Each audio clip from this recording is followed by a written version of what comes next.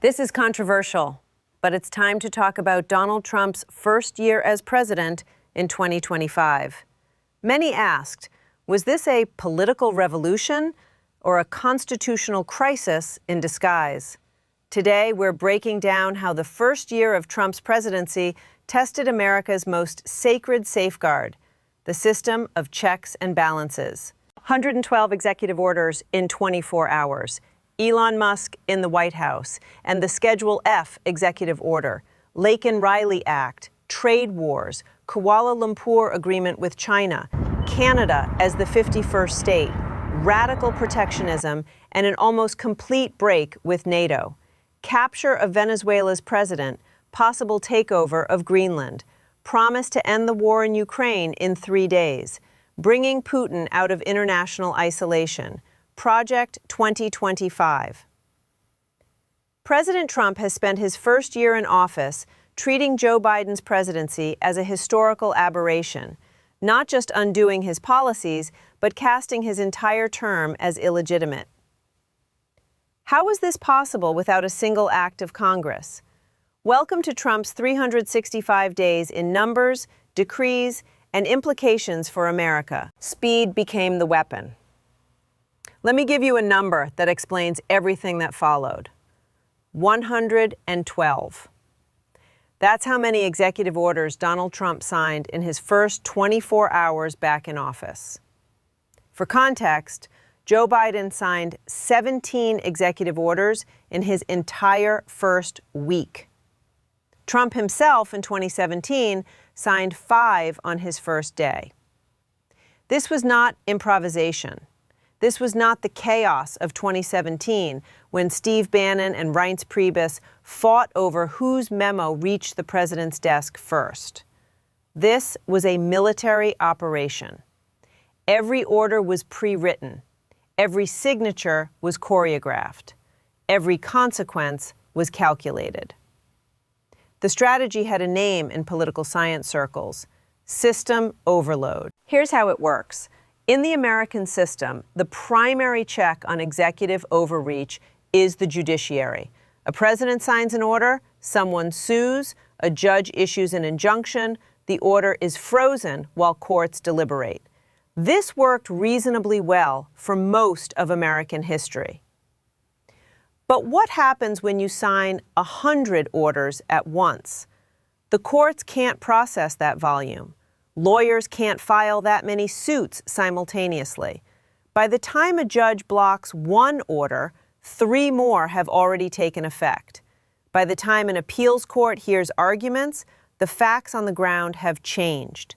The employees have been fired. The funds have been frozen. The regulations have been gutted. Executive Order 14170, titled Regulatory Relief, imposed an immediate moratorium on all new federal regulations. Not a review, not a pause for consideration. A complete halt. Agencies that had spent years developing environmental standards, labor protections, financial oversight, all of it frozen mid-sentence. And here's the part that surprised even veteran observers. The markets loved it. The S&P 500 broke records in the first 6 months of 2025. Deregulation plus the extension of the 2017 tax cuts created what traders called the sugar high. Corporate earnings projections soared. Stock buybacks accelerated. This market euphoria accomplished something no amount of political rhetoric could. It paralyzed business criticism. CEOs who might have raised concerns about democratic norms looked at their stock prices, looked at their bonus calculations, and stayed silent. The business community, which had been a moderating force in American politics for decades, was effectively bought off. Not through corruption, through alignment of incentives. The Democrats, meanwhile, were caught flat-footed. They had prepared for a political fight. They got a bureaucratic blitzkrieg. By the time they organized a coherent response, the battlefield had already shifted. Block 2, the operating system rewrite. If the executive order blitz was the shock, what followed was the fundamental restructuring of how the American government operates. To understand what happened next, you need to understand a piece of paper called Schedule F. Since 1883, the American federal workforce has operated under a civil service system designed to be nonpartisan. Career employees, the scientists, lawyers, economists, and analysts who actually run the government, were protected from political interference. You couldn't fire them for being Democrats or Republicans. You couldn't fire them for refusing to implement illegal orders. They had due process rights, appeals, protections. Schedule F ended that. Executive Order 14171, signed within hours of the inauguration, resurrected and expanded a policy Trump had attempted in the final months of his first term. It created a new employment category called Schedule Policy Career and directed every agency head to identify positions of a policy influencing character. The definition of policy influencing was interpreted maximally. It didn't just mean political appointees. It meant any economist who analyzed the impacts of tax policy, any scientist who published research on climate, any attorney who had ever written a regulation, any analyst who had offered substantive participation in policy formulation. Once reclassified, these employees lost their civil service protections. They became at-will workers. They could be fired without cause, without appeal, without the complex process that had protected federal workers for 140 years. The order included language that was legally elegant and practically devastating. Employees weren't required to pledge political allegiance. They were merely required to faithfully implement administration policies to the best of their ability, and failure to do so was grounds for dismissal. Think about what that means. A career environmental scientist who expressed caution about a new drilling permit, that's failure to implement. An economist who published analysis showing a tariff would raise consumer prices, that's not being a team player. A lawyer who cited precedent that conflicted with a new policy, that's insubordination. The result was predictable. By March 31st, 2025, just 70 days into the administration, Office of Personnel Management data showed the federal workforce had already contracted by over 23,000 positions. By the end of 2025, the administration had announced plans for 300,000 total layoffs, but the numbers don't capture the targeting. Here's where the story takes a distinctly 21st century turn.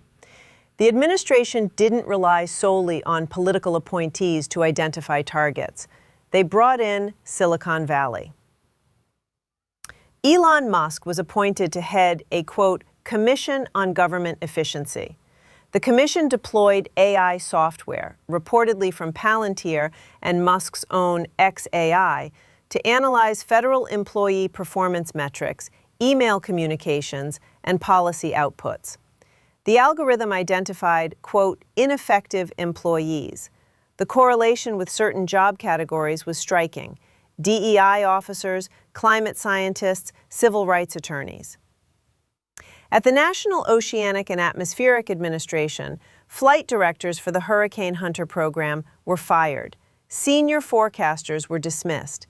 The institutional knowledge accumulated over decades of tracking deadly storms gone in a single round of layoffs. The agencies weren't eliminated. That would require Congress, but they were hollowed out. The buildings remained, the org charts survived, but the people who knew how to actually operate the machinery of government, they were gone. I've studied institutional capture in developing nations. I've analyzed how authoritarian regimes neutralize bureaucratic resistance, but I've never seen it done with algorithmic precision at this scale in a Western democracy. This was something new: the merger of state power and techno-oligarchy, executing a coordinated lobotomy on the administrative state. Block 3, the energy and crypto pivot. The Biden administration's signature economic achievement was the Inflation Reduction Act, the largest climate investment in American history. $369 billion directed toward electric vehicles, renewable energy, battery manufacturing, clean technology. The Trump administration erased it without repealing a single law. Here's how. The Constitution gives Congress the power of the purse. The president can't simply refuse to spend money Congress has appropriated. That was settled in 1974 with the Impoundment Control Act, passed after Nixon tried exactly that. The Trump administration's position was simple: that law is unconstitutional. On January 20th, 2025, the Unleashing American Energy Executive Order directed agencies to immediately pause the disbursement of funds appropriated under the IRA and the Infrastructure Investment and Jobs Act. Section 7 of the order was titled, without irony, Terminating the Green New Deal. The Office of Management and Budget issued memoranda freezing grants for EV battery plants, solar farms, and charging infrastructure. Companies that had broken ground on factories based on promised federal grants found themselves mid-construction with no funding. The EPA terminated $20 billion in grants for the Greenhouse Gas Reduction Fund, citing misalignment with new administration priorities. States sued. California sued. New York sued. The legal battles will take years to resolve. But in the meantime, the money isn't flowing. The factories aren't being built. The jobs aren't being created. The green energy sector entered what industry analysts called suspended animation. Not dead, but not growing. Frozen in legal limbo while the world moved on without American leadership. Meanwhile, the administration opened a different economic chapter. Drilling permits for wildlife refuges were fast-tracked. LNG export terminals were approved. The EPA, under Administrator Lee Zeldin, proposed repealing the greenhouse gas emission standards for vehicles, effectively eliminating the regulatory pressure for automakers to transition to electric vehicles. And then there was the cryptocurrency pivot. The administration announced plans for a strategic Bitcoin reserve, positioning cryptocurrency as a hedge against dollar inflation and implicitly as an alternative to the traditional financial system. Biden's executive order on AI security was repealed, giving data centers, which consume enormous amounts of electricity, complete freedom to expand, often powered by newly permitted natural gas plants. The economic vision was coherent, if you understood it. America as a crypto energy superpower. Fossil fuels powering the data centers that mine digital currency. The green transition abandoned not for lack of technology, but for lack of political will. The startups that had bet on Biden's green subsidies began filing for bankruptcy. The venture capital that had flowed into clean technology redirected toward AI and crypto. Billions in private investment stranded by the stroke of a pen. Block 4, retaliatory justice. If Schedule F was the broadsword used against the bureaucracy, the transformation of the Justice Department was the scalpel. Since Watergate, there has been an informal but iron norm in American politics. The Justice Department operates independently of presidential direction. Presidents don't order prosecutions of their enemies. They don't interfere in ongoing investigations. The wall between the White House and Main Justice is not written in law, but for 50 years it held. In 2025, that wall came down. The first target was predictable: Special Counsel Jack Smith's office. Smith resigned before the inauguration, submitting his final report days before Trump took office.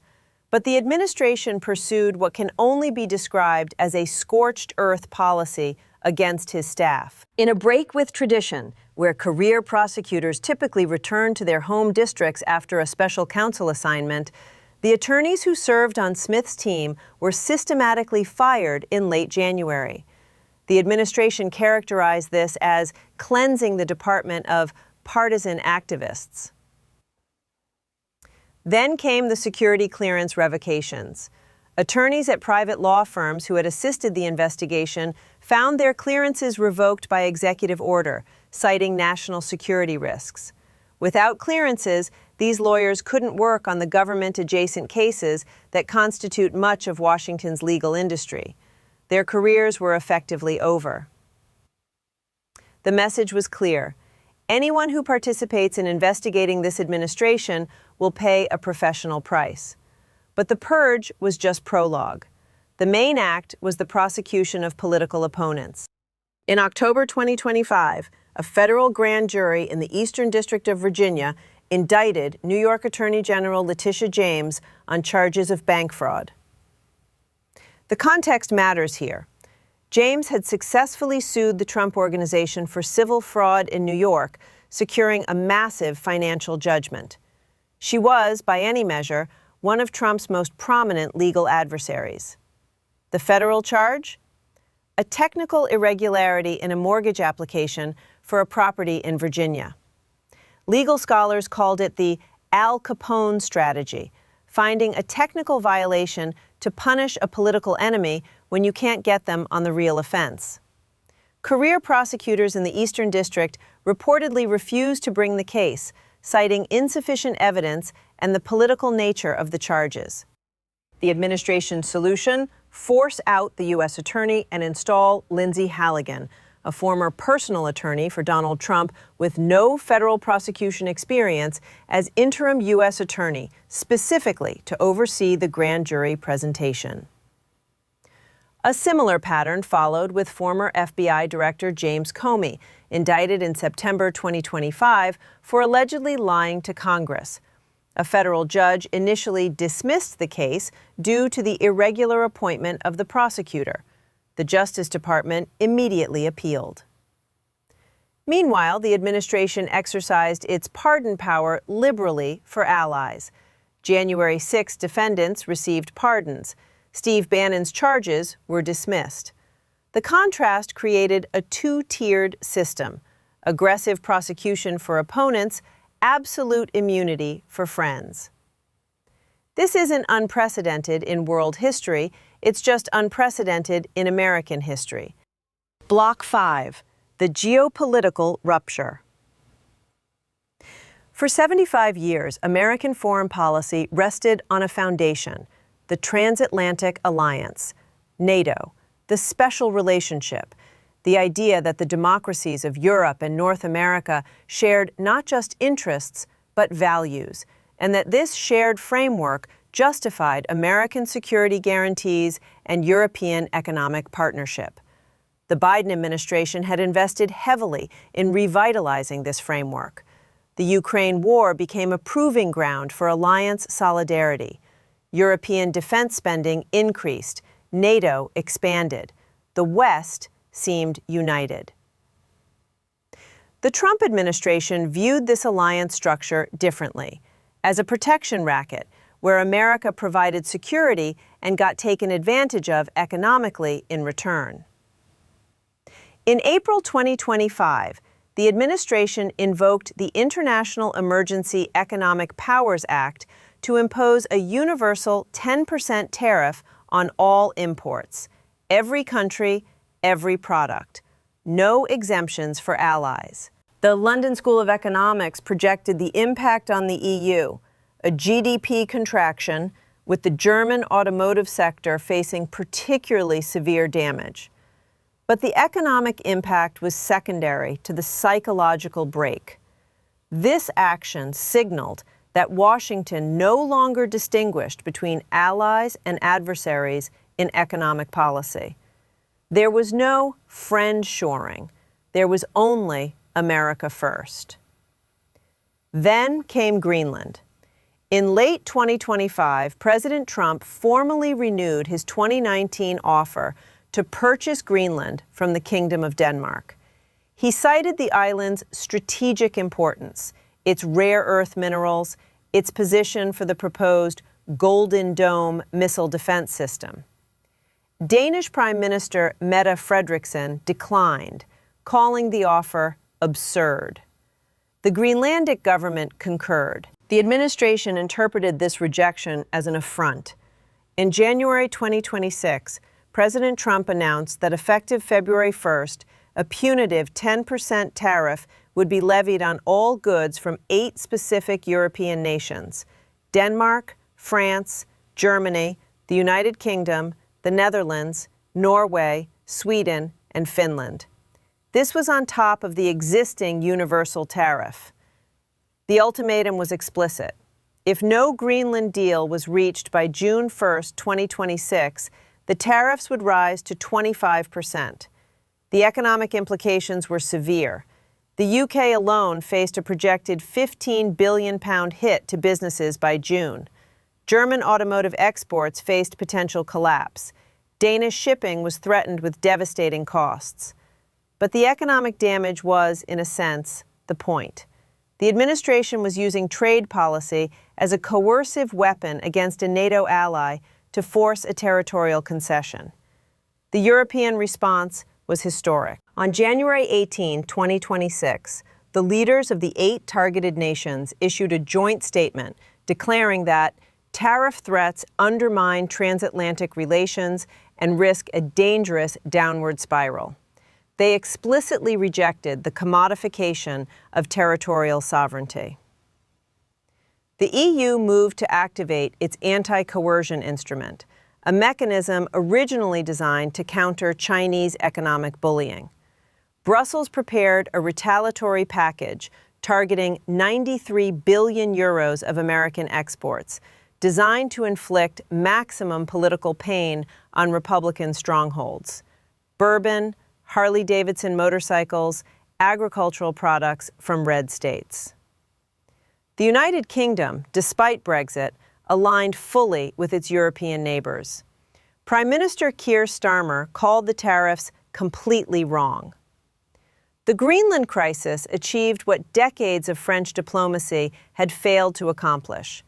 It unified Europe in opposition to the United States. NATO still existed, the treaty remained in force, but as a functional alliance, as a body expressing shared strategic purpose, it had become what analysts called a zombie alliance, technically alive, operationally irrelevant. Block 6, the fractured Union. The erasure was not complete. It was resisted.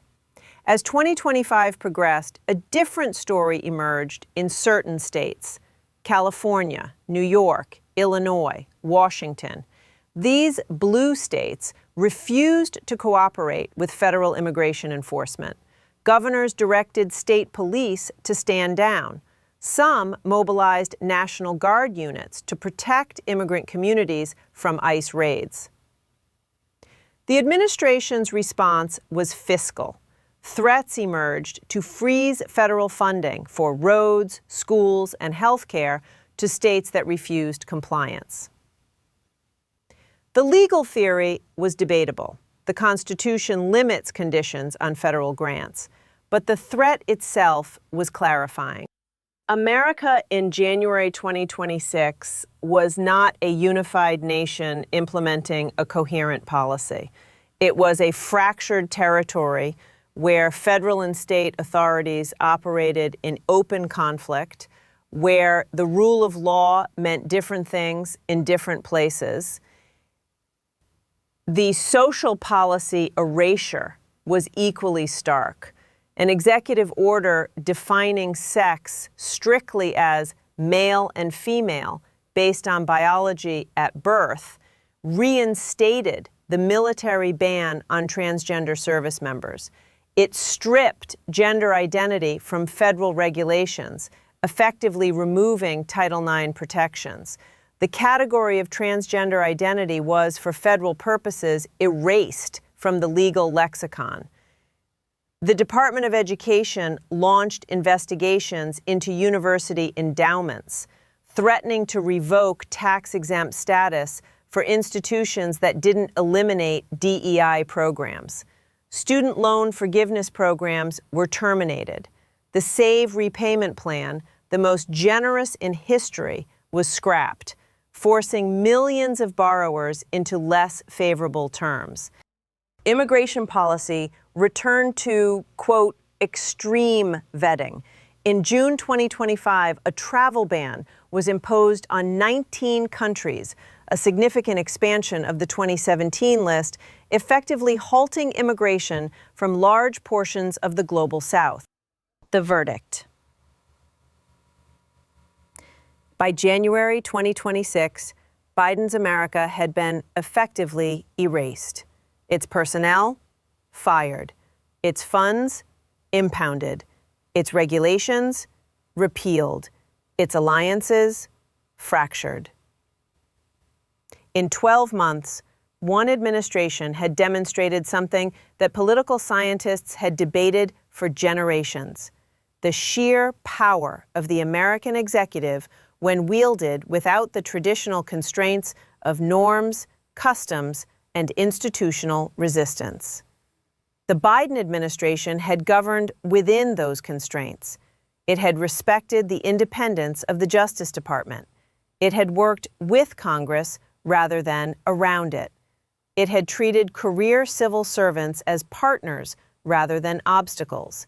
It had nurtured alliances rather than extracting from them. And all of it, 4 years of careful institution building, was undone in one. This is not a story about Trump being good or Trump being bad. It's a story about power, about what happens when an administration arrives with a plan, executes that plan with discipline, and faces an opposition that hasn't understood the rules have changed. The new America that emerged by January 2026 was not the America of the 20th century. It was not a democracy in the traditional sense, not because elections had been canceled, but because the institutional checks that gave elections meaning had been systematically weakened. It was centralized, power concentrated in the executive, the civil service converted from a check into a tool. It was protectionist, the global economy treated as a zero-sum competition, alliances as liabilities to be eliminated. It was efficient, if efficiency is measured by the speed of implementing a vision, regardless of the damage left behind. Whether this represents progress or catastrophe depends entirely on what you believe America should be. That's not my call to make. But here's what I can tell you. After 10 years of studying how power works, what happened between January 2025 and January 2026 was not a change of course. It was a regime change. And regimes, once changed, are very difficult to change back.